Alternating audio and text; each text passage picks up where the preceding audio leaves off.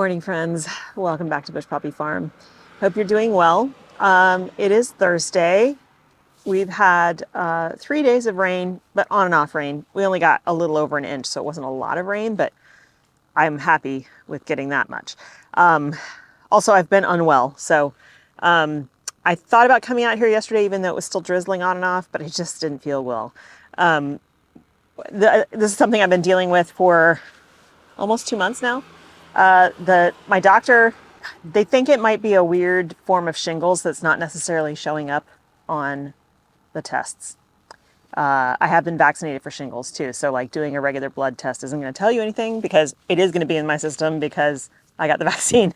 But I don't have a rash anywhere. I just have tremendous nerve pain in lots of places with a lot of flu-like symptoms.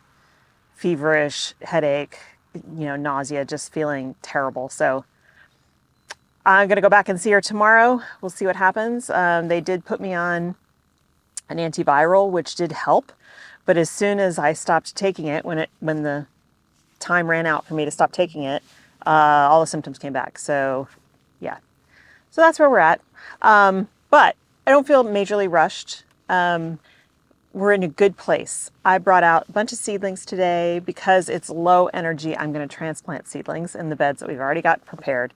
All I have to do first is put down irrigation in 3 of those beds, but that's quick and easy. And then tomorrow, Dylan, who is finally recovering from his bad cold, is going to come out and help me strip the remaining beds of vegetation, of the flowers and stuff. And then we'll do the usual bed flip, put down the gypsum, fork the beds, put the compost and new irrigation down, and then those will be ready for the rest of the seedling transplants. So also, while I was sick before the rain hit, Mike and Dylan came out and fixed the IBC tote for me, re-leveled it. It looks fantastic and everything is working. So it's now a foot away from the shed. I don't have to worry about it, hitting the shed when it has 800 pounds of water in it. And it's nice and level again. So looks great. I'm super thankful for that. And they covered the rest of the compost with a tarp for me. Yes, the compost can get rained on, but the more it sits out in the rain, the more nutrients leach out of it. And I'd rather those nutrients leach out in the beds instead of on the pile. So that's nice and dry. And so tomorrow when we go to, also, I knew that everything was going to get wet. And moving wet compost is way harder and way more of a pain than moving dry compost. So that's the other reason I wanted to keep it dry. Okay, let me show you the seedlings that we brought out, and then we'll get set up to just get the irrigation down and start transplanting. I'm looking forward to getting a little vitamin D, and this will kind of push my limits for the day, just sitting there transplanting. But at least I'll be getting stuff done. Yeah, I don't feel stressed or anything like that about extra work. I did get a shipment of some of the bulbs from Color Blends. The others are coming from Leo Burby. Those won't come till the first week of November, which is fine. If I put bulbs in the ground now, they will start to bloom because we are still too warm. So they need to wait. I need to wait until like mid-November to get those all planted. So otherwise we're going to have, the timing gets all messed up. And the ranunculus are still not ready.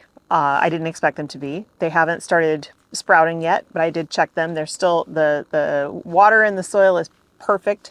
Not too much, not too little. And so all those trays are still sitting covered in the greenhouse. And so I'm not in a rush to clear these beds to get those in right away either. So timing is great. Everything's going really well. Okay, let me show you the seedlings. They look good. I mean, they've been in their trays for a long time. They are ready to go in the ground. And I do not have the status with me. That's the only one that I really need to cover and protect because the bed it's going in hasn't been cleared yet. So by this weekend, we'll be putting it in the ground, and that one I will cover with maybe netting, maybe insect netting, but probably just go ahead and do frost cloth. And that is just to keep them from being eaten by the birds. The birds there's something about status leaves when they're babies that they absolutely love, and they'll pick all the leaves off, sometimes pull the whole plug out of the ground to eat the leaves. And so, yeah, if I don't protect them, they eat almost all of them. Okay, let me show you these seedlings. So like I said, we only have seedlings out here that we're going to be planting in beds that are already prepared. We've got some delphiniums here. This tray is all straw flower. So we've got a seashells mix, silvery rose, vintage white. This is apricot peach mix, which I absolutely love. This one's copper red. Only a few of those germinated, but that's okay. And then king size orange. Then over here, we have all of our snapdragons. Not all of them, but a lot of them. I actually have plugs coming as well. But we've got a tall maximum blend, orange wonder, Potomac royal, Potomac yellow, and Potomac pink. And then here is the Daucus chocolate lace flower. And then we have Ami Magus white finch, both of those. So they're looking great. They're going to go in the ground today. And that'll be one more thing I can check off the list.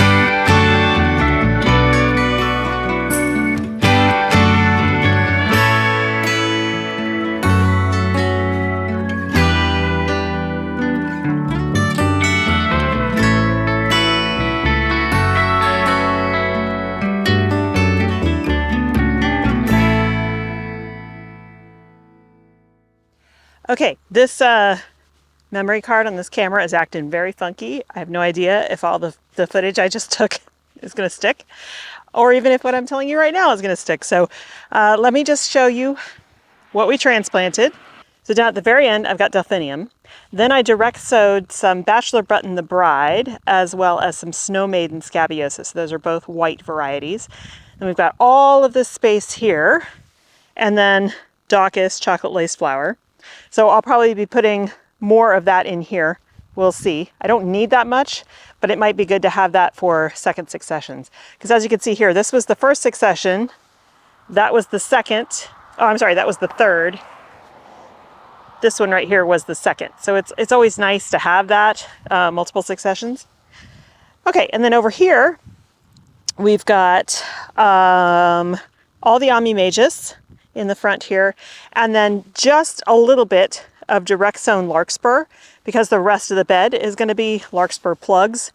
Now down here where there is a stake on this side and also on this side, beyond that is where the ground is extremely hard. So like I said, I'm going to continue to work those two sections without planting until very early spring. We'll keep forking that area, keep adding more gypsum, and as the rains come, hopefully it will loosen up. So in this bed here, we have snapdragons, and these are the ones started from seed. In the first week of December, I have more coming in plugs, and those will go in this section here. And then this is the last bed we worked on. This is all straw flower that you can see here. And then beyond the straw flower, I direct sowed a little bit of poppy, but I also have poppy plugs coming, and they will go here. So that's what we've got. 1, 2, 3, 4 beds nearly all the way sown, which is awesome. Doesn't look like much, but as you know, it will continue to grow until we kind of hit our frosts, and then they'll just kind of sit around. So the goal is just to keep them alive between now and spring. Like I said before, these two Lisianthus rows are going to stay Lizzie after the next couple frosts. I'm going to keep harvesting on these for myself and for the landowners. This way I can give them flowers weekly still, especially because we also have all those beautiful mums down there. I'll take you down there to see them in a minute. But these will all stay. Once we've gone through a couple frosts and they start to die back, I'll cut them down and then, like I said, side dress with compost. The next couple days, these 4 beds are the job. We're going to cut everything down, take up all the old irrigation, fork every bed, add gypsum, add compost, put the irrigation back down, and then put in the other seedlings. We have feverfew, status, ranunculus. So that'll all work in these beds. There'll still be some space too. Which is good because, again, plenty of room for a second succession in very early spring, which will bloom after all of this fall planted stuff. So that's how you keep from having holes during the season. Okay, just wanted to show you because we're going to cut all this down tomorrow or the next day. It took all summer, but we finally, have been getting some beautiful zinnias. Look at this one. I mean, it's aged. There's brown in the back, but so pretty. Whoops, hello, little spider. And then more of these guys over here. I mean, they're all fading. I have saved seeds from all these floret flowers, and we've already got those bagged up. I will direct sow those next year. But yeah, it was fun having zinnias finally. This status is all that survived the birds, and it's too bad because actually I think that I have to look on the map, but I'm pretty sure this is going to be a status bed this coming season. So I'm going to leave these big established ones because they actually are perennial for me. And then the feverfew down here, feverfew is going to go in the same spot. Again, this is a perennial for me. I usually pull it up. I'm going to keep this nice looking patch here, but I'm going to pull up all the rest of these. They really struggled. Some of them haven't gotten any bigger than when they were planted last October. So all this is going to get pulled up. I think it's because the ground is super hard here. We're going to treat that, and then I'll plant the other feverfew here. And then, of course, all the straw flower will come out. Stuff that is dryable, I will grab for drying. Some of it's just too far gone for that. And then the marigolds, and they are finally going over, but they still have plenty of pretty stems. So those have been very enjoyable. So let's go down really quick and look at the mums. There's also this zinnia bed, which is full of powdery mildew at this point. Definitely ready to come out, but I got a lot of stems out of this. This was a direct sown one, and it worked really, really well. Actually, all the direct sown zinnias this year did way better than the ones I started in soil blocks. So I will be direct sowing my zinnias from now on. We have a lot of work to do down at this end. We've still got this dahlia bed to deal with. It's a mess. I've got to cut back all the sweet pea stuff, fill that with more compost. No rush on that. And then we need to do a lot of weeding, especially in this mum's bed, but I want to show you these. Aren't they beautiful? So we've got these white. This is Saskatoon white. They're so, so pretty. And the purple ones here, I can't find the stake. Huh. Yeah, these are like a burgundy color. Look at that. Oh, just gorgeous. And then further down, see, they get nice and tall. You get really nice long stems on these. We've got this variety, which again, they had stakes here. I don't know what happened to the stakes, but look at these. Aren't they precious? So I'm still, even though we don't have any more events other than the Thanksgiving centerpieces, these will be awesome for that. And they will still be blooming at that time. So that's why I need to keep cutting them now so that they continue to bloom for me. Yeah, these are just so pretty. I always want them earlier in the season when I'm still doing the CSA, but that is the way it goes. So this variety, again, I don't know what happened to my oh, here's the stake. This one's called Pele or Peely, not open yet. But, you know, I really wanted mostly autumn colors. You can get mums and pinks and stuff like that, but, you know, I really wanted these to be autumn colors because that's the only time I'm able to use them. Again, these are perennial for me. So we just cut them back at the end of the season when everything is frosted, and then they come back for me. And it was a one-time investment. Now next year, I'm going to be smart and put some flower support netting up. As you can see, they get knocked over, and then because they're phototropic like most plants, then they turn and their stems become bent because they're trying to reach the sun. But yeah, this is just my favorite place on the farm right now. So that's going to be it for me today, you guys. I need to go home and eat and kind of rest. I mean, transplanting is very low energy, so it didn't take too much out of me, but I'm still feeling pretty crappy. I think it's time for some more ibuprofen. But it feels good to be making that kind of progress.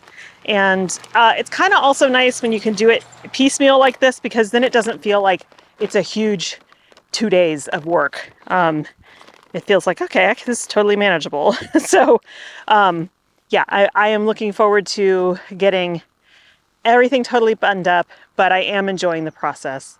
The other thing Dylan's going to help me do tomorrow and Saturday is coming through the farm with a big black trash bag and cleaning up all the old irrigation and stuff like that. We have our semi-annual bulk garbage pickup coming up on Monday, and that's when I set out all my bags from the farm. So I definitely am looking forward to that, because it'll be so nice not to have a bunch of crap lying around. It just always looks so messy. Yeah, no matter how hard you try to keep things looking good, farming and gardening is it's hard to stay organized that way. So thanks so much for hanging out with me, you guys. I hope you have a wonderful time in your garden, and I will see you in the next one. Bye.